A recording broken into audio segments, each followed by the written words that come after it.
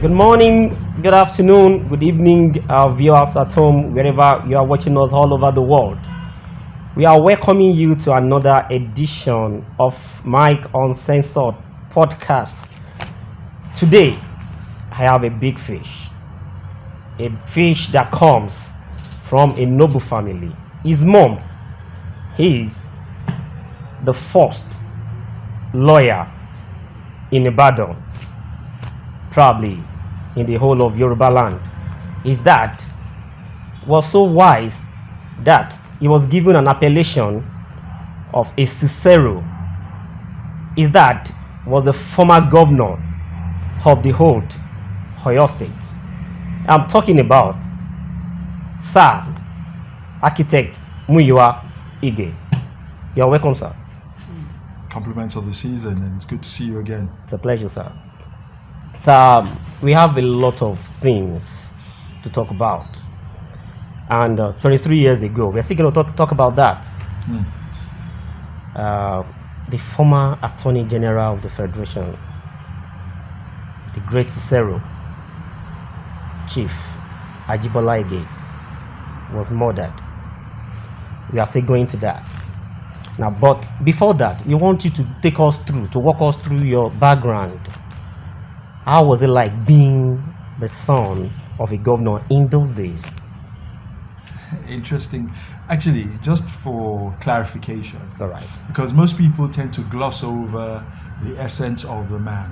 And I'm also happy that in your introduction, you did make mention of my mother, who was the first female lawyer in Ibadan land, probably even in Yoruba land. She was called to bar in 1959. And then more importantly, my dad was the first executive governor of Old Oyo State. Not former governor, the first executive governor in the Second Republic. And you know, over the years, everybody glosses over that and they only just mention that, okay, he was Attorney General or, well, Minister of Power and Steel, and then Attorney General later. But, so, to your question, what was it like being an offspring of Ajibola and Atinuke Ige? Yeah. Basically, we just had a regular home. It was mommy and daddy. Over and beyond, we knew the positions they held. We knew the sense of responsibility that we knew the responsibilities that they had. But outside the public sphere, it was just mommy and daddy. And so we were just well brought up. The mantra of Ranti Omo Eni Ti Won always recurs, and so we're well grounded. So it was a lovely household, and then the home was filled with relatives. A lot of our cousins stayed with us, aunties and uncles. So we had no airs about ourselves. We just knew that Daddy was elected overwhelmingly by about, at the time, 87% of the votes in the entire state. 87%. The opponent lost his deposit. Unity Party of Nigeria, 1979. And so we knew, even from the political years, or politicking, the era of politicking and campaigning, we knew that he was special. How do you mean? Because number one, he had won the elections by being the governor. Okay. But before then, he was the first major scholar in classics at the University College Ibadan.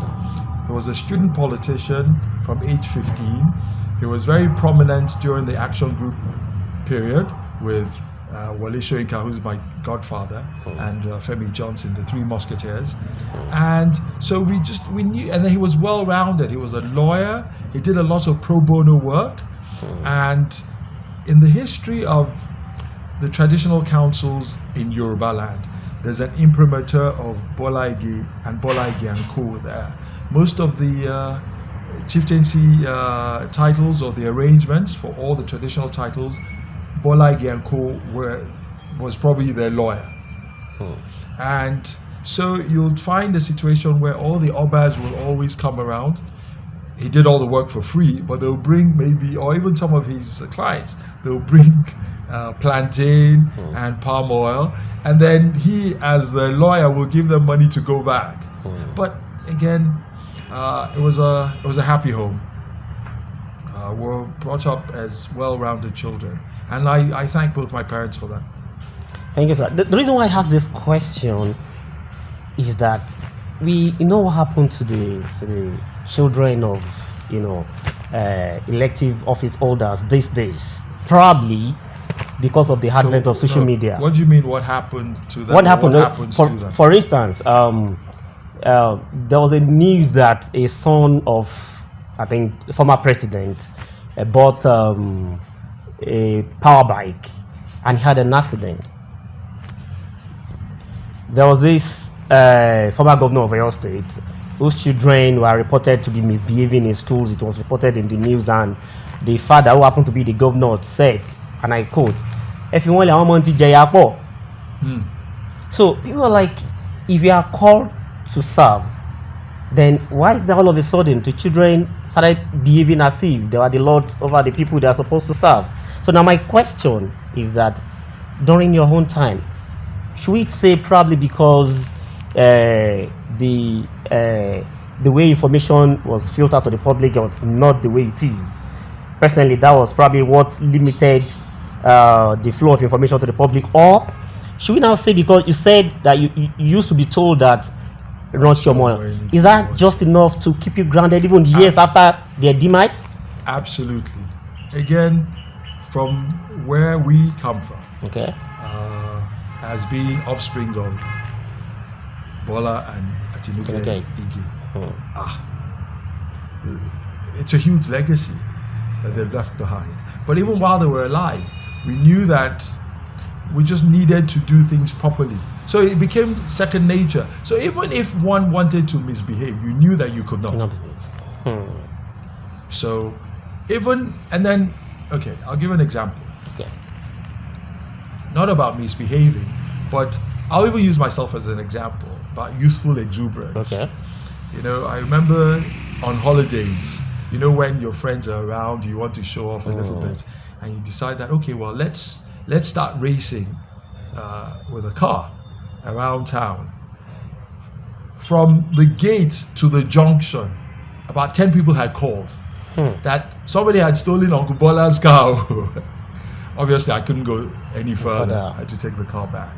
So you had people that kept watch over you, family and friends, and we had brothers keepers, uncles and aunties, and so you couldn't afford to misbehave. At least I can only speak for myself. And so I have no regrets. I mean, could it have been different if it had to be these days? Probably not.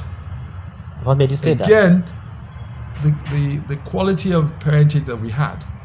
Our parents were very close. We discussed pretty much everything. We had a wonderful relationship, and so by virtue of that, you just knew that you cannot just misbehave. You can't. I mean, you're carrying the name, and so you've got to uphold it for the rest of your life. And that has also been passed on to my own children, and the rewards are extraordinary. And then Omo Ige Oliseye. Omo Ige Ogbodo. It's almost like being an Omoluabi. Omoluabi Ogbodo. So it's not a burden, but it's become second nature. So I have no regrets. Now, before we take a proper dive into we all know Chief Ige, what he stood for, his principle, the kind of politics he played, the kind of mark he made when he was the chief executive governor of the whole Oyo State. Let's look at your background, as in the schools, the primary school, the secondary schools, then how you became an architect, because normally most parents who happen to be lawyers, they always want their children to inherit their library.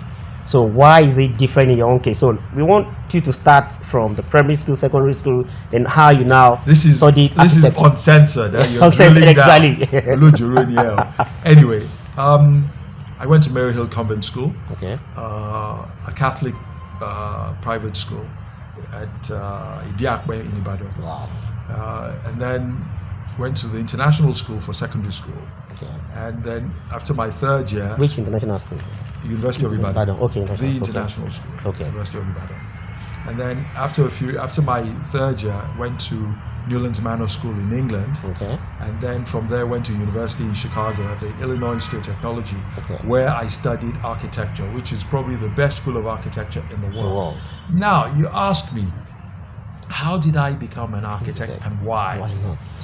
You know, I kind of panned, I'm the last of three kids. Okay. My older sister is 7 years older than I. Okay. My late brother was 5 years older. Hmm. Both of them, first they have 2 degrees. My sister first studied French, Spanish, and linguistics, Okay. and then law as a second degree. My brother studied economics and then law. Hmm. Now, I've told you about the gap. Exactly. By the time we got to my OT Rail 1, Hmm. so, and then my parents are very liberal. They said, okay. And at the time, I knew that, okay, my older brother was the Baba, and his name was Baba today. Okay. And so he's a lawyer. He can inherit everything he wants to inherit. So let me just carve a different path for myself. I enjoyed math, Okay. appreciated physics, relatively good at technical drawing, Okay. and then I can draw a little bit and a bit artistic in terms of calligraphy. Okay. And then I noticed that there were some really interesting, stylish architects who were just, when you see them dress up in their bow ties, anytime they appeared outwardly, they were very distinct. And I was like, ooh, it's good. It's nice to be an architect. Hmm. So when I applied to go to Illinois Institute of Technology, obviously, as you mentioned, my parents were lawyers. So my dad had to call Alex Ekweme, Okay. who was the vice president at the time. This young man wants to study architecture. He's applied to this school. Is the school good? And so Alex Ekweme said, oh yes, it's a very good school of architecture. And he had gone to school in America as well. So I said, okay. Yeah. So that's really how I won the argument Okay. about not being a lawyer. Because I just figured out that we have too many lawyers in the family. My mom, my father, my sister, my brother, all my uncles. So I thought, okay, I'm going to pull a joker on these people. I'm going to marry a lawyer. So I married a lawyer. Wow. And by the grace of God, my son, my father's grandson, he's just finished, graduated from university. Okay. He's in law school now. Wow. At Buhari. Okay. So again, I'm regularized, haven't exactly. I? Sure. Give me a try. Exactly. But I also think it's not too late. I'm going to go and study law. Really? Yes. Everybody needs that. Hmm. Because even in architecture, you're reviewing contracts and Okay, things like sure. that. And then it's nice to speak the lingo. And then, Sure. so it's So watch this space. okay. All right. Thank you. Now, let's look at something that's 23 years. I'm sorry. Nostalgically, when that great man was murdered. Oh, okay. I was hoping you wouldn't say that he died, because he didn't die. Well, of course, he was murdered. Yeah, exactly. So what has happened since? Is there any? We don't know. There has been back and forth from the people of the authority, the police. They have not been able to pin down the. We don't know. So can you just? Well, again, we're in the twilight of another anniversary. So this year will be the 23rd year. We all recall where we were on the 23rd of December 2001. Everybody was preparing for Christmas, and then Like this. exactly, and then there was the Black Sunday. They just basically killed the Christmas period for us. But so it's been it was no, I say it's been it was very tough Then. then. Now, I'm sure you're aware of what happened on that day, but let me just I know, for the benefit of the Gen Z. Yeah, brief exactly. rundown of what transpired on Yeah. the day. Now, typically, we go to Esauke. It's Okay. an annual ritual. We go there for Christmas. So by the 22nd, we go to Esauke. So my sister's birthday is the 22nd of December, Okay. which is the day before the 23rd, when the assassination occurred. I had been with my father in Lagos a couple of days before, and he had said that he was going to be in Ibadan and that we should go to church together for Holy Communion on that Sunday morning. Now, rewind. 15th of December, the Saturday before, his cap had been removed in Ife. So in Ife, sure, yeah. So because we cannot really discuss 23rd without contextually bringing in what occurred in Ife on the 15th, where he was molested, where his cap was removed. I mean, Attorney General of the Federation, Minister of Justice, some Lilliputians and God-forsaken people got so close to him to actually remove his cap, broke his chain and his glasses within the precinct of the palace.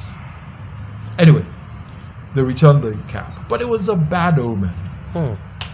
I did ask him when we got together on the Thursday after. I just noticed he said that it was just a minor age, that what transpired at the palace then, some rabble rousers led by some miscreant, low-lifer, got so close to my father. Yeah, why is security details there? Well, again, all compromised. The chief detail was supposedly behind him, and they were able to reach out and pull the principal's cap. I mean, does that really make sense? Sir, if you said compromise, it occurs to me like a state sponsored. Call it whatever you want to call it, but the fact remains that they took him out. Okay, so it was a bad omen. Okay, I'm putting it in the right context so that we all understand that Ajekela no Mokuloni, Tani Oshai Mope, Ajiano. Marie.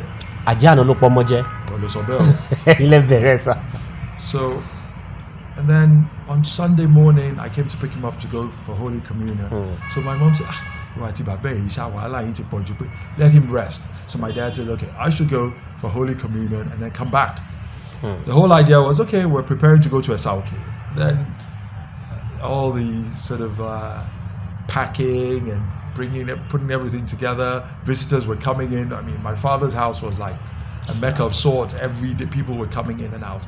He was even having meetings when I arrived after about 9:30, quarter to 10. So he said, oh, son, we're going to Lagos to pick up his older brother, who was a bit frail, and he wanted to come and spend time with his two brothers in Ibadan, Uncle Dele and then my father. So that's how we made the long trip to Lagos. Traffic, it was harrowing. 3 hours to 3.5 hours to 3.5 hours fro.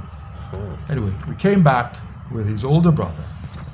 Now, checked him into Oluyoro Hospital. Okay. At about 7:30-ish, because before then we went to my uncle's house. Okay. And then we now all proceeded to Oluyoro Hospital at Oluyoro in Ibadan. And then we headed back home. Now, keep in mind, while we were on the trip to Lagos, the chief detail was on the phone constantly, checking, giving information on our movements. True. Who knows? Anyway, he was giving information. So is that the normal standard procedure? Well, anybody can claim anything. I'm just telling you what happened. So what I'm saying is that why wasn't he checked, or why? No, I now said to him, who are you giving information to? He said, I was checking into the office. Okay. So we'll take it as it is. Okay. So we went to Lagos, came back.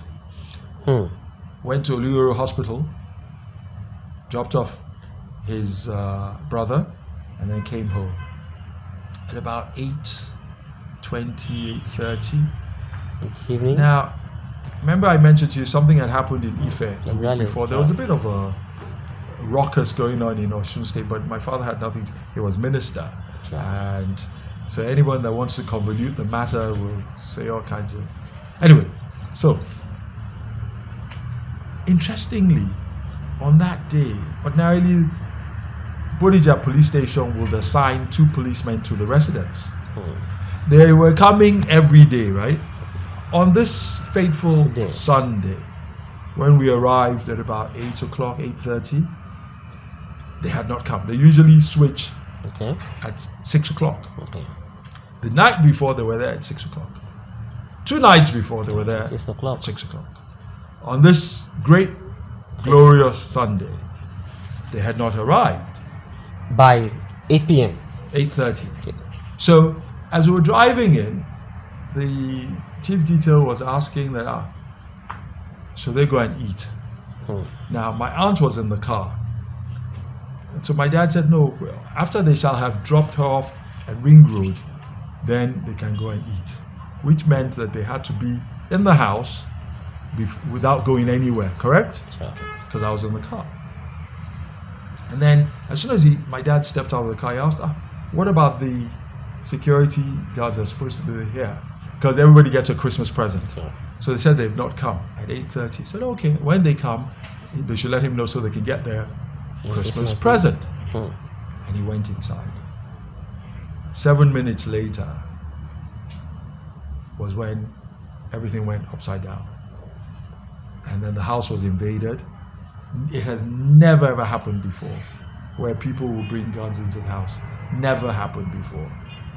And they cordoned us off into one section of the house, had isolated my father, and then a few minutes later there was a lone gunshot. At the time we were cordoned off, and I'm thinking maybe the security personnel downstairs were the ones. But then the people that had kept us in one room said, Popo, let's go. And then they locked us in, and then they left. And then my sister arrived some minutes later, and as she was coming up, my nephew opened the door, and then I thankfully just said, Daddy, Daddy. So I ran to his room, and then I saw him lying down, and I immediately just asked them not to allow my sister to come, or my mom.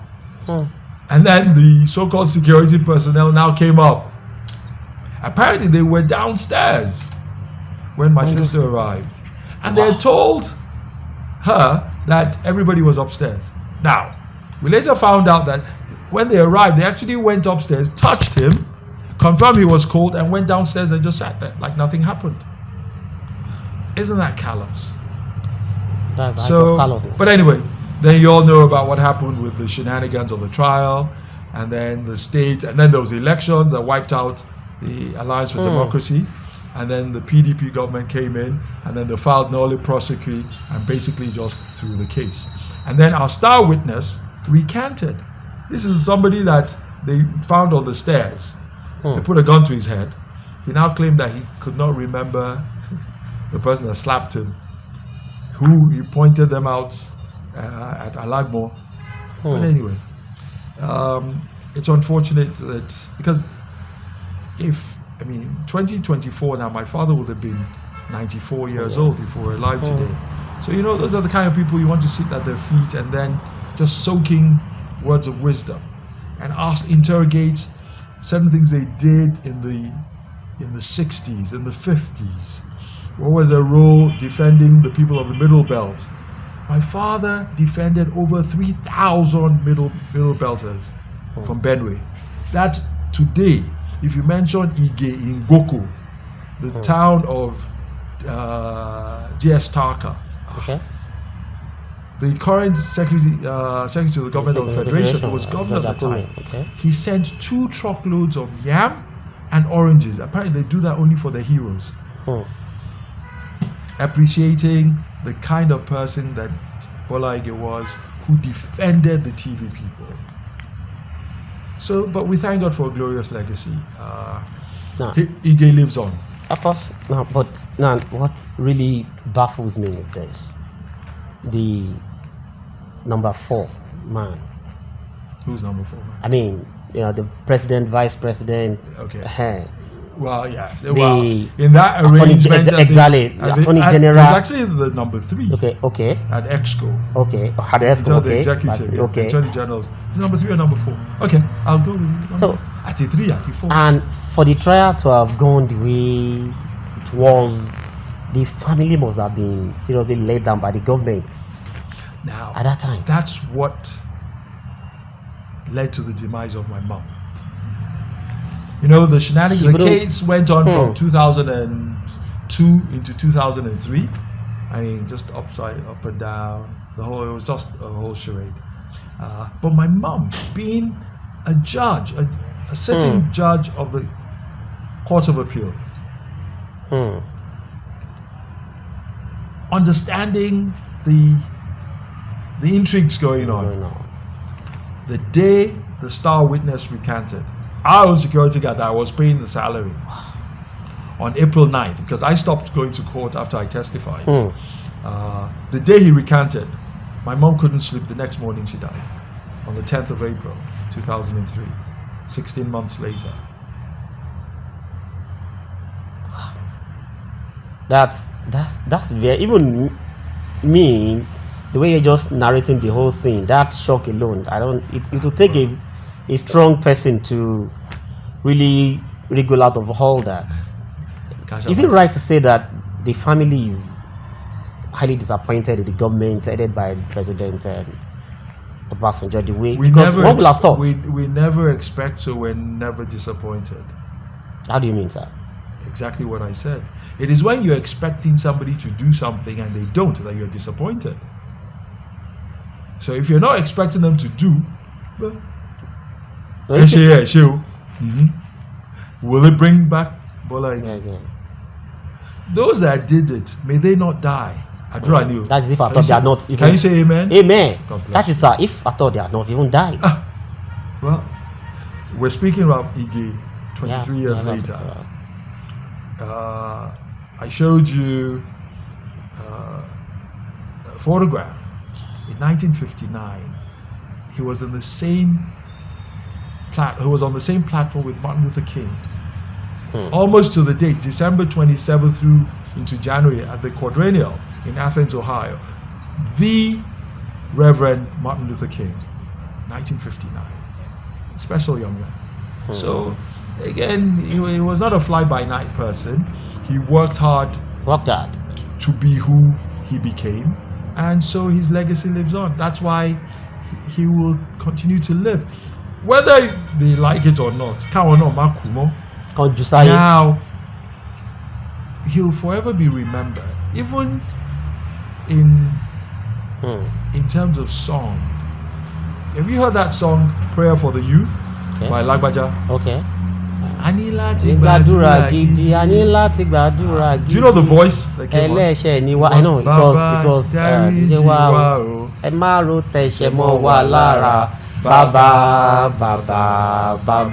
then he now said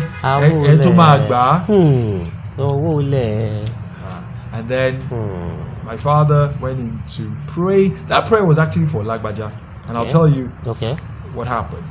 At the 10th anniversary of Papa Obafemi Awolowo's demise in 1997. I mean,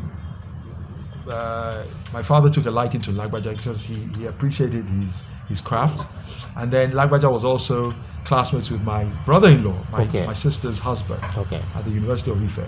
So there's this family bond, and everything that we do in the family, Lagbaja does it for us pro bono. Wow. So my father really liked him, he loved young people, and he loved to show them off. So he came to perform at the Awolowo anniversary presentation, and so my father now outed him by letting everybody know that this young man is going to go places. That everything he asked him to do, he does it for free. And then he started praying. So Lagbaja was doing this. He says,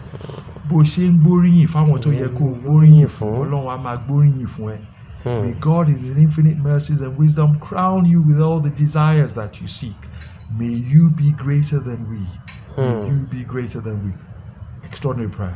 And then his classic.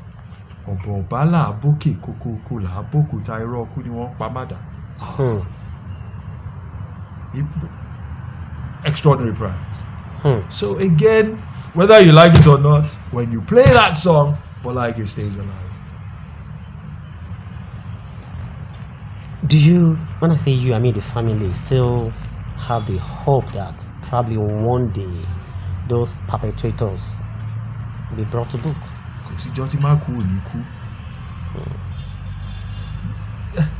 Whether, if I was to ask you, do you not know who killed Bola Ige?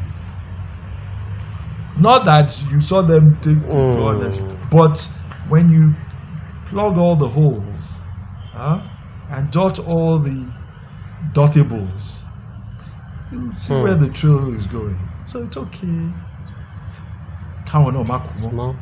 And if by killing him you think you would excel, never.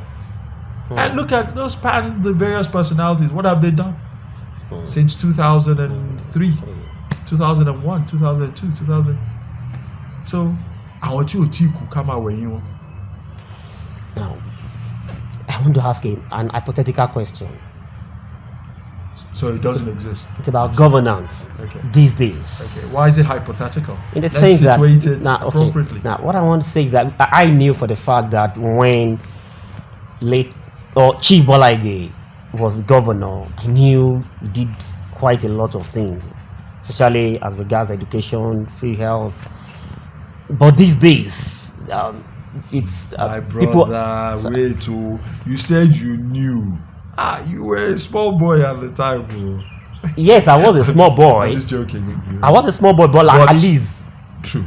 The imprints were there, even up till today, for everyone to say. Some of the schools that were established during that administration, that's still the school that the pupils are still. You know what's going to be interesting for you to find out now? Okay.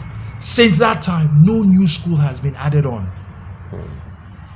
Now, they had a plan. They had a great leader in Chief Obafemi Awolowo, who was the leader of the party, and at the time, they were coming in from the action group in the 50s, 60s, and then they were disbanded, and then there was a military incursion, and then the Second Republic. Okay. Now, the four cardinal programs of the Unity Party of Nigeria was free education at all levels, free health services, integrated rural development, and full employment. Now, that was the marching order for all the Awolowo boys to push out as the manifesto of the party. And they had to do it properly. Then that was when it was a socialist agenda. Socialist, I wouldn't say populist, but it was a socialist agenda, welfareist to a certain extent. Now, Bola Ige's own approach to implementation was very different. Okay, how? He was situated within the epicenter of intelligentsia in Ibadan. The University of Ibadan was there. A lot of his friends who were in academia, professors, he now brought their intelligence to bear.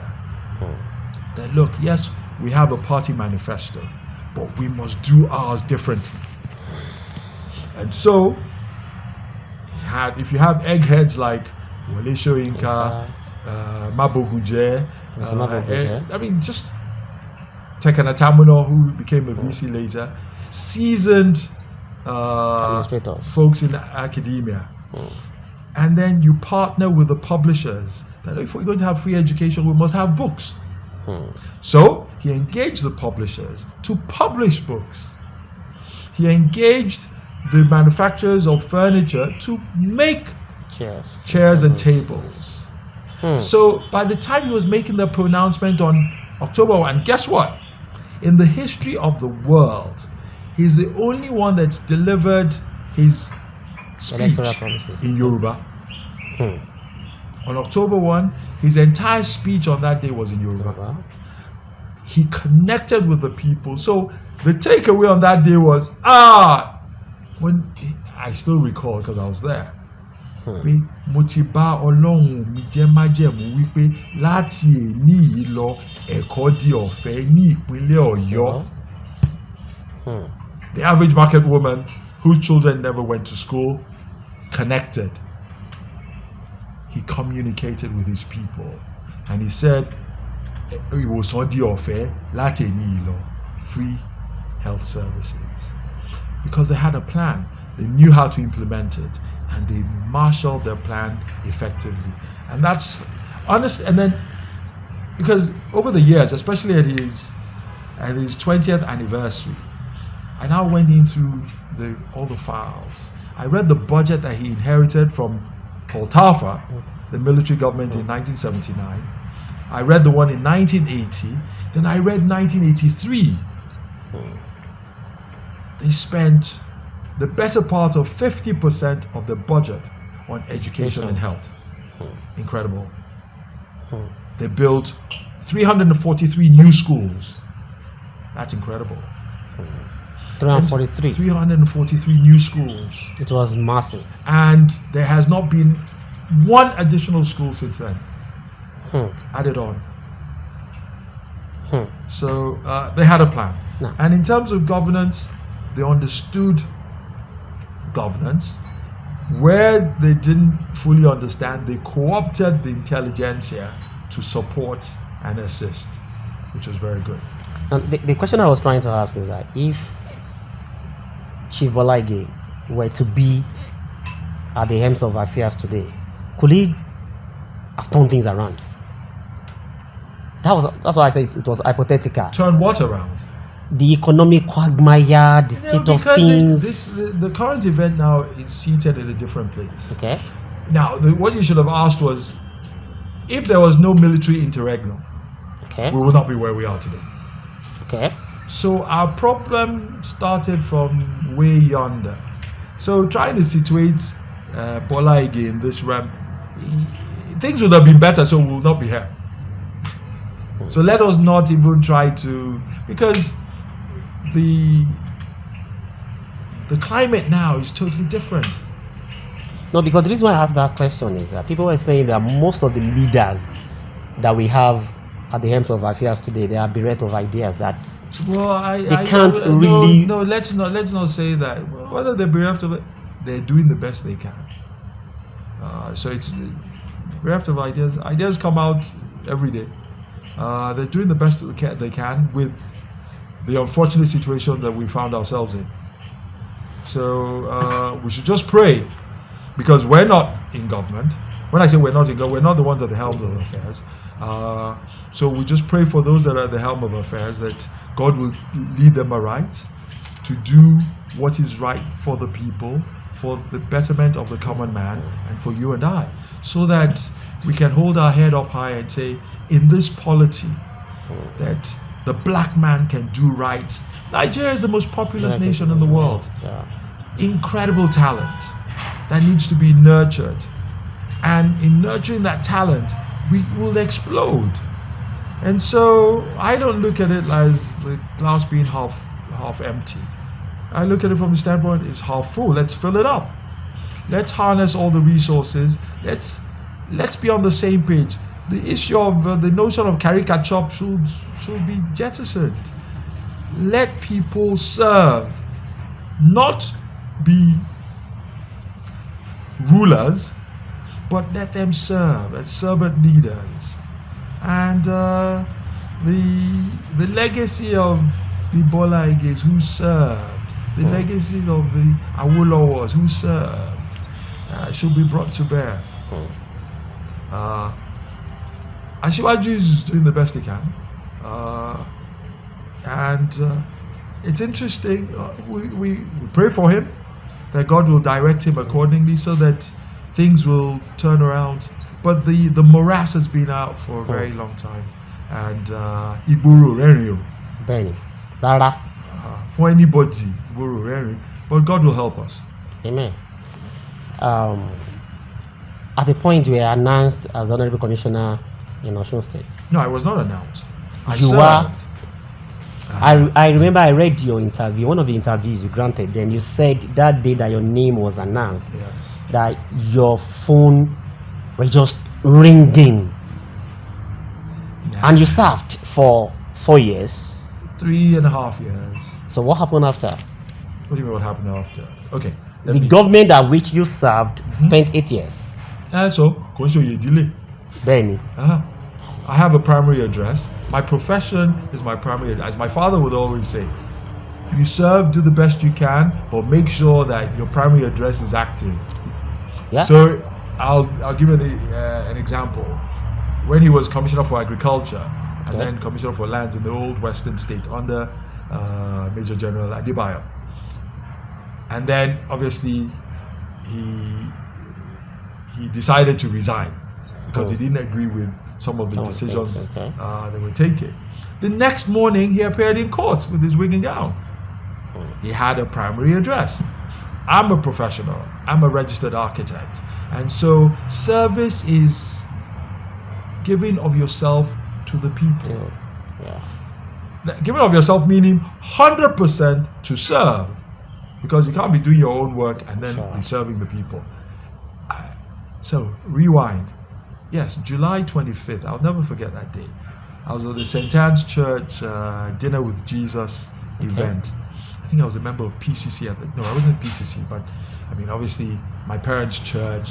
I a staunch member of the church. Anyway, so all of a sudden, everybody was just coming to me at the dinner, saying congratulations, and I'm like, what are you guys talking about?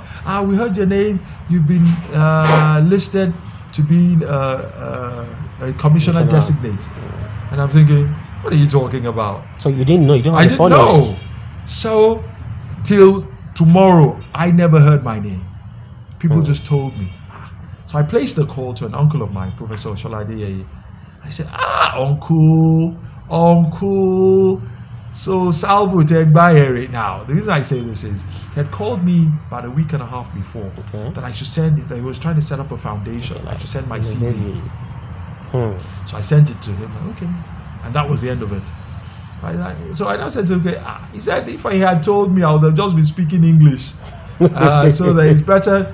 And apparently they're just taking a decision that they were going to give Bola Ige's son a position to stabilize the government, to make the government popular then. Well, just hear what I'm saying. You're putting your own salt and pepper. I did not tell you that. No, I will tell you why. Why I made that statement. Don't tell me why. Anyway, so, and then I placed a call to the governor of Interestingly, I had met him 11 years before. I was the chief architect on a delegation to South Africa. I was on the Bar Beach redevelopment project that is now Eco Atlantic. We initiated the project, but certain things happened after, and then Lagos State took it over, and then they ran with it, which is a beautiful development now. But anyway, so I now went to Osogbo the next day to meet with the governor. I heard my name on the radio. What do we do next? So he presented me with two options, and he said this is the preferred one, that he'll rather I be in Ministry of Lands, being an architect, Ministry of Lands, Physical Planning and Urban Development, which fell nicely into my expertise. And so I took it on, and it was a glorious experience. There's nothing like service. So you are behind all this on a baba or no? Well, that's Ministry of Works. But in terms of urban renewal, Urban renewal? Yes. In terms of structured plans for the state? Yes. In terms of anything that has to do with urban development and upliftment of the environment within the state, capital, and the 9 selected cities. Yes, I had an imprimatur. My imprimatur is there. I said something and you said I shouldn't. And I said probably they use the Ige brand to stabilize and to make the reason why I said it was that after some time, they dropped this thing. At the point, the politicians of that era, they have to Awolowo, Ige, they started using their name because people were even telling them they should use their own names and they should leave the sages and the Iges alone. Whether you like it or not, everybody wants a good thing. Everybody wants to be associated or affiliated with a good name or a good thing. So now they have that. They are now using the Ige's name again. Ige lives. Yes, exactly. It does. So anyone would ordinarily want to associate and affiliate with such a name that has meant well, will always mean well. And it's incumbent on whoever uses that name also to do well. So if, for example, now I decide that I want to use my own name, then I must use it well for the betterment of humanity, because I know humanity. So it is well. So you just went to that government and you just left. One would have thought you pick it up from there. No. I didn't just leave. Okay. I served. We served well. In the second term, the governor said to me that he wanted to do things differently. That some of the projects I initiated, that he would like me to drive it outside government. Okay. And then also, if you remember, there was no money in Osun Exactly. after 2013. At a point, they were not giving the So by the time by the beginning of the second term, 2014, for almost 2 years, we gave free work, pro bono. We were senior consultants to the governor, free of charge, because we're stakeholders. Again, that's service to humanity. Then in 2017, he now said, okay, he issued an executive order to create an agency, Osun New Towns and Growth Areas Development Authority, that we should now drive that agency. Now, in the meantime, towards the end of the first term, I had done a master plan for Oromia New Town by the Secretariat in Nabiri, and then Ilesha New Town. The whole idea was we'll build new towns in 9 existing towns to decongest the urban core and create a new settlement that will be well organized, will generate its own revenue, will be a mini government of its own. And it was beautiful, because government did not put one kobo, and we developed it. I make bold to say that over R1 billion was given to government. Infrastructure of easily 1.6 billion was put within the development, or even more. And so we drove that up until when this new government came in, and they just scattered the whole thing. I was about. They said it's Ige that has a legacy. I will believe in legacy. Can you believe that? In the 21st century?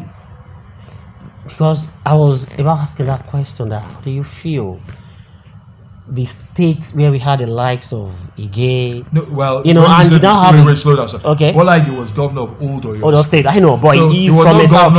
He was not governor in Osun. Wait. He was not governor in Osun. I know. But he's from Esauke, and Esauke is now in Osun State. Yes. We have. But his base was in Yoruba land. But he was an Ibadan boy. Went to Ibadan grammar school. Although he was Kaduna boy, sorry.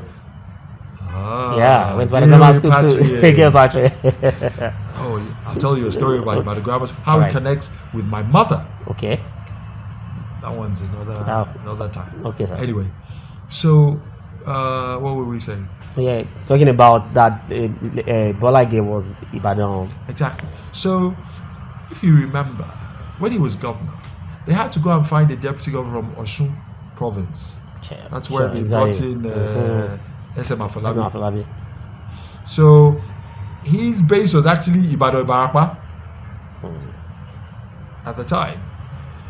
But at that time, nobody was really interested in Ibolo ti wá àbí nǹkan báyẹn, ta ló lè ṣe dáadáa fún wa.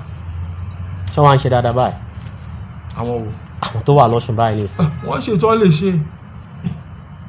Well, whoever's there now is there up until November 26, 2026. Abi?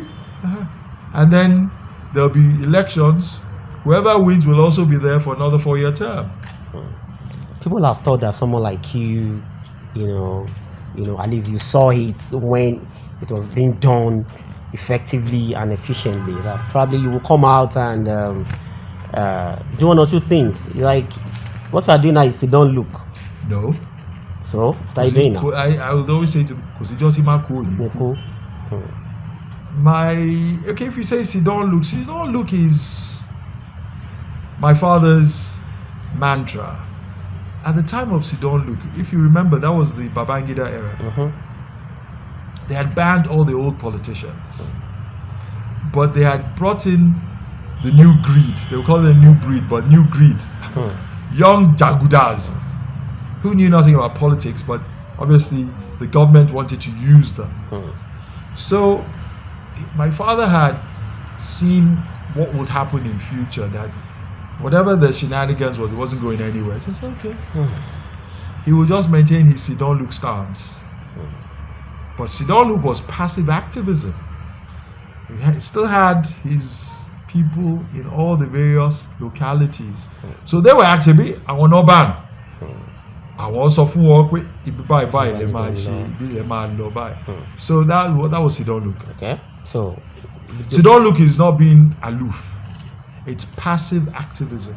So but you've not been active politically. You can who told you that? Of course, we have not had anything to that effect. That's why sit-down look. So what can we call it? I just defined sit-down look. Sit-down look is passive activism. So if the one you are doing right now, what name are we going to give to it? Sit-down look. Yes, now. So okay, are you likely to join let me give you an example. If you were to see me with Omishori, wouldn't you wonder? Sorry, but where? I will shiver. Thank you. So it's better for me to just until Bola Ige. Well, what you your dad is setting or there. So so I'm okay. All my activities and actions are proper.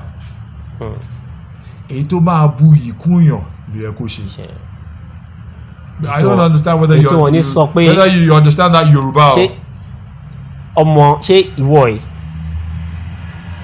Lè sọ bẹ́ẹ̀ because torí no tó bá jẹ́ pé wọ́n bá rí yín ní kò tí ẹ lè ṣẹlẹ̀. Afẹ́fẹ́ lẹ́lẹ́ lọ́ba alẹ́ ayé, ẹ̀fúùfẹ́ lọ́ba òkè ọ̀run, Ọlọ́run Olódùmarè tí kì í kùnà á gbé wa lékè gbogbo ọ̀tá. Àṣẹ. Àdúrà ni o. Àṣẹ. Wow, so what are your advice for the government of the day? At the state? No, I did pray. Okay. For the president needs our prayers. Okay. The calculus of Nigeria is incalculable. But we must continue to prove the theorems and prove everybody wrong that this country, the leader of the black race, that has unicorns, 5 unicorns presently, has a potential of developing another 30, surpassing what Dubai wants to do by 2030. That will be an incredible place if everybody's focused and we do right by the next person for the betterment of humanity, and it's going to be glorious. It's going to be glorious. So when we begin to reap the rewards of the good things, my prayer is we entrench it so that never again shall we face penury or misdeeds or bad governance, and that the right people will be in government, will lead accordingly. Young people also will grow to understand what leadership is all about and to serve humanity for the betterment and for the betterment of humanity and for the collective good. Lastly, your mom, late Justice Atinuke Ige, what was her last statement before she died? Any special message? Wait, is it okay? You're a devil. Last statement. Okay. Before she went upstairs, remember I told you that the star witness had recanted. Yeah. And she said, ṣé mo ṣe máa pa Bọ́lá mi gbé nìyẹn? Ó ga o. old girl, and she went upstairs. I told my wife to follow her. Okay. Now, she couldn't sleep through the night, so I was massaging her back.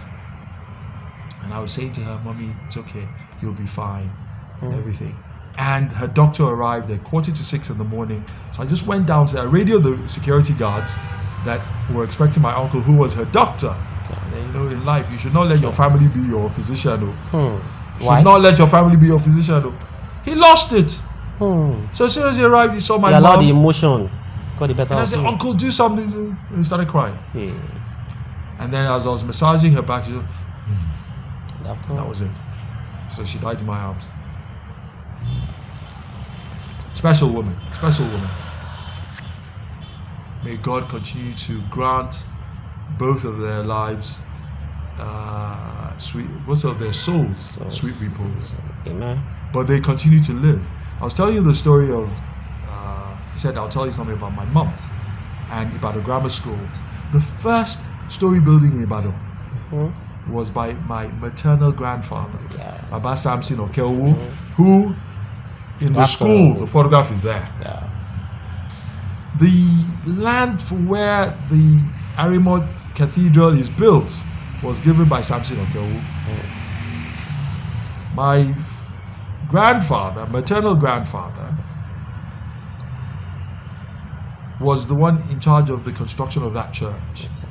And so it was not so far-fetched or far removed that the diocese of Ibadan North